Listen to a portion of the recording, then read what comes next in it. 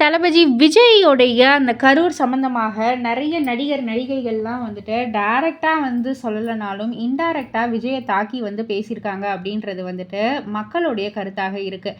அந்த வகையில் ராதிகா மேமாக இருக்கட்டும், அவங்களுடைய சோஷியல் மீடியா பக்கத்தில் ஒரு ரீல்ஸ் மாதிரி அவங்க அப்பா பேசின ஒரு வசனத்தை வந்து போட்டிருப்பாங்க. அண்ட் ஸ்ருதிஹாசன் இருக்கட்டும், அவங்களுடைய சோஷியல் மீடியா ஸ்டேட்டஸ்லையும் வந்து ஒரு விஷயம் போட்டிருப்பாங்க. அதாவது கோமாளி போல நடந்து கொண்டதற்காக ஒரு கோமாளியை குறை சொல்லாதீர்கள், சர்க்கஸுக்கு சென்றதற்காக உங்களை நீங்களே குறை சொல்லிக் கொள்ளுங்கள் அப்படின்ற மாதிரி வந்து சொல்லியிருப்பாங்க.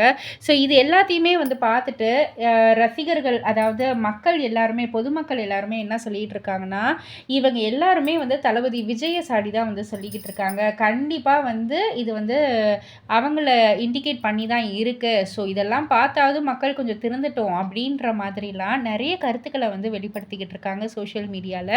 இதை பற்றி நீங்கள் என்ன நினைக்கிறீங்க? உங்களுடைய கருத்து என்ன அப்படின்றத கீழே உள்ள கமெண்ட் பாக்ஸில் குறிப்பிட்டு சொல்லுங்கள். அண்ட் மறக்காமல் சினி வேர்ல்ட் சேனலை சப்ஸ்கிரைப் பண்ணி பக்கத்தில் உள்ள பெல் ஐக்கானை கிளிக் பண்ணிவிடுங்க.